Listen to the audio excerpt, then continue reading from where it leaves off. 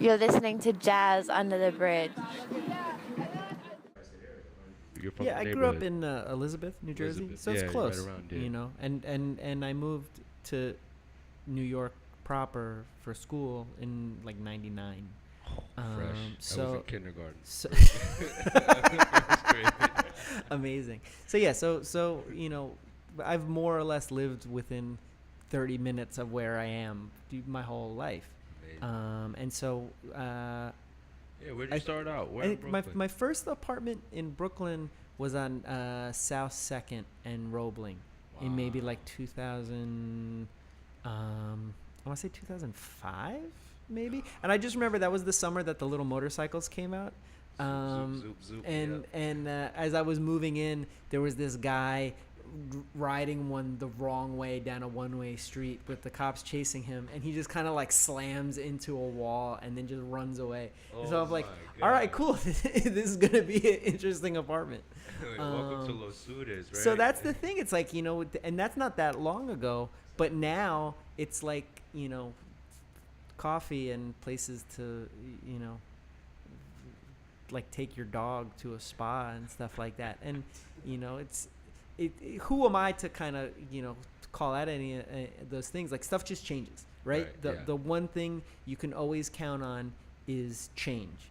And so it's sort of one of those things where, you know, for Fool's Gold, anywhere we've had a physical location, for us, like, we want to be a part of that community, not just like, you know, here's this weird little box. And so, you know, especially now in Grand Street, it's awesome, you know, having Dave, our store manager, be there, because he's such like a very warm and welcoming personality. Yeah. So it's like, I like that he's the sort of ambassador, and to kind of like know everybody and be like the mayor for our space, because it's, you know, if you look at the security guys at Supreme, they all have Fool's Gold shit because they come in and pop in the store and hang out. And, Yeah, shouts you to know. Chris and shouts to Daddy Dave, Air Dave. You should check him out. We interviewed Big Daddy Kane together Oh, amazing. here for Jazz on the Bridge. That's what's up. It was super super cool. We went up to Rochester. Yeah, Dave's the god. You know, he's a great guy. So shouts to Dave, shouts to Air Dave, and yeah, shouts to Chris, shouts to the Preem guys. But yeah, that's pretty real deal, man. Because what's going on in the neighborhood is really special. And you know, I've always associated my Williamsburg experience with Fool's Gold ever since I was in high school. And to know that, you know, you're still leading the whole generation with what's going on, it's just refreshing to really have you here.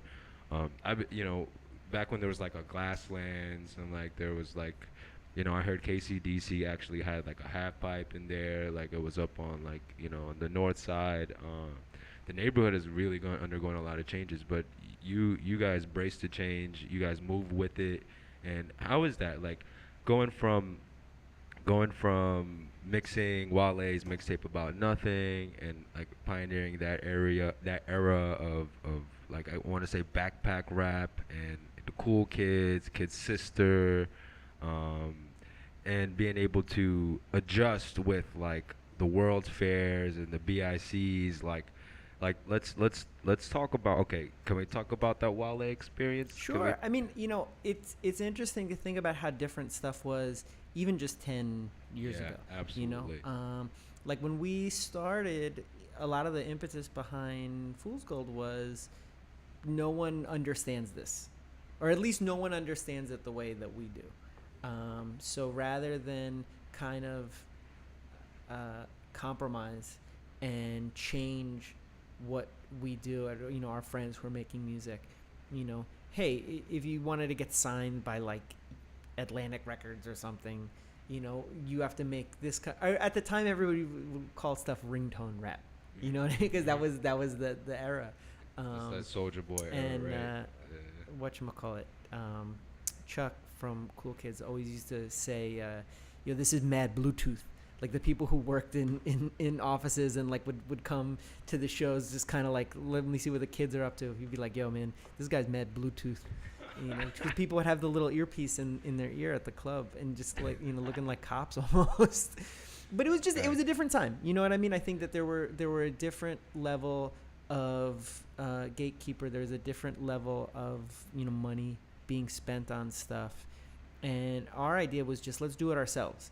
And it wasn't necessarily because we said, hey, we have this formula, we have this. It was just more, no, we believe in the art, and we'll figure out a way to make it work. It was very learn as you go along, for better or worse. And so whether it was those early Fool's Gold releases, or doing those Wale mixtapes that you mentioned, all of those things came from organic relationships. And I think a certain kind of fearlessness, a certain kind of, like not knowing any better, like just sort of like not thinking about what the end results were going to be from a monetary level so much as the possibilities of what could exist on an artistic level. And so to this day, I think that that's still kind of what we chase, but at the same time, you get more strategic and more savvy with the investment of your time, your money.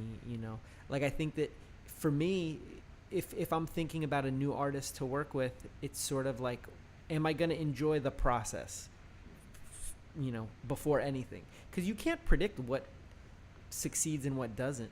You know what I mean? I think that we have an amazing track record, all things considered, but at the same time, we're coming at it from almost like a purist level of like, what does this sound like? What does this look like? What does this feel like? As opposed to, what numbers did this stream? Like how did this do on social? Like everything is data now. Yeah. And I think that we want to strike a balance between, you don't want to be ignorant of that. You don't want to say fuck that. You have to be aware of things if you want to play the game, but at the same time you have to know that there's other goals too, which I think is a roundabout way of getting at what you're asking. Like whether it's a decade ago where we're the new young kids trying to take shit over, whether it's like at a show or a club or what have you, or now where you have a new generation in that maybe they look up to us, maybe they never even heard of what we do. You know what I mean? You always have to reinvent yourself, and you can't rest on your laurels. So I think that the spirit of those early days of Fool's Gold still very much fuels the spirit of what we do now. 100%. Yeah.